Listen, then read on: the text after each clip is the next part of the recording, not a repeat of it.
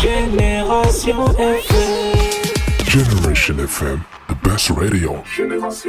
Le village de Témento abrite chaque année un pèlerinage regroupant des fidèles des diocèses de Ziguinchor, Kolda et de la sous-région. À quelques jours de l'événement, un calme plat règne dans cette localité paisible. Le sanctuaire marial de Témento se lance déjà dans les préparatifs pour bien accueillir les milliers de pèlerins. Ce pèlerinage annuel va porter sur le thème de Marie pèlerin d'espérance pour l'édition 2023. Ce village habité essentiellement par des Mancagnes et des Mandingues se situe dans le département de Goudomp, région de Sédhiou. Il est d'une importance capitale pour les chrétiens en ce temps de carême. Père Joseph Ndong, missionnaire immaculé à la paroisse Sainte Bernadette de Témento. Effectivement, le village de Témento se prépare à accueillir le grand pèlerinage annuel qui se fait toujours le troisième dimanche du carême.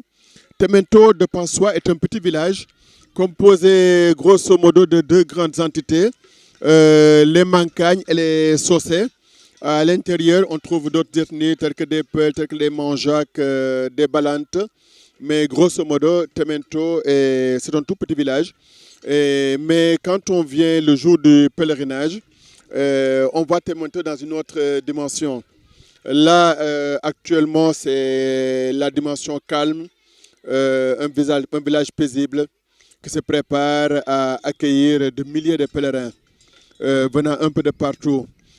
Oui, le thème pour ce pèlerinage va tourner autour de Marie, pèlerin d'espérance. L'espérance, parce que notre pays a besoin qu'on nous rappelle qu'on a besoin d'espérance. L'espérance nous fait reprendre courage. L'espérance nous remet debout. L'espérance nous fait marcher. L'espérance nous porte à avoir une flamme joyeuse au-dedans de nous-mêmes. Et cela, je pense que tout le monde en a besoin et Marie en est un modèle d'espérance qui a mis son espoir et sa confiance en Dieu et qui a espéré jusqu'au bout. Et qui espère en Dieu ne sera jamais déçu. Donc voilà, le thème va tourner autour de ça cette année. Surtout que nous nous acheminons vers une année d'élection où on entrevoit déjà des tensions, on entrevoit déjà beaucoup de choses en tout cas qu'on ne souhaiterait pas.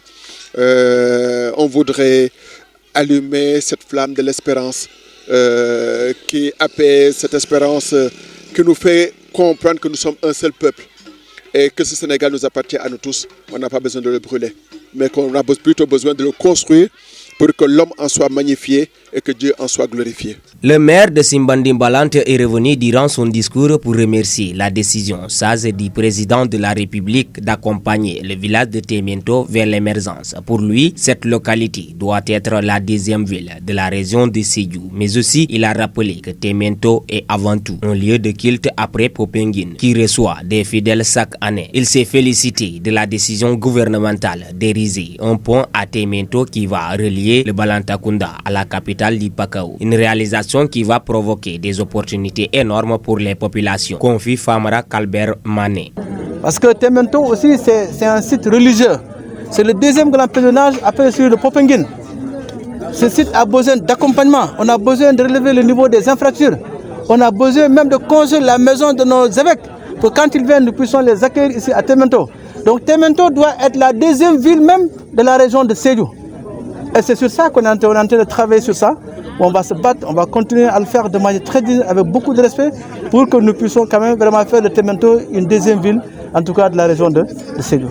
Un pèlerinage qui réunit chaque année des milliers de fidèles venant des quatre coins du Sénégal, de la Gambie et de la Guinée-Bissau. Il sera rythmé par une marche des jeunes pèlerins venant des différentes localités de la région naturelle de la Casamance et des prières. Chaque année, les autorités administratives accompagnent la manifestation. Ils prennent pour cela des dispositions dans les domaines de la sécurité, de l'hygiène, de la santé, pour assurer son bon déroulement dans ce sanctuaire qui bat les records d'affluence des événements dans l'agenda de la communauté chrétienne en Casamance.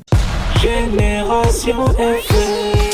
Generation FM, the best radio. Génération FM.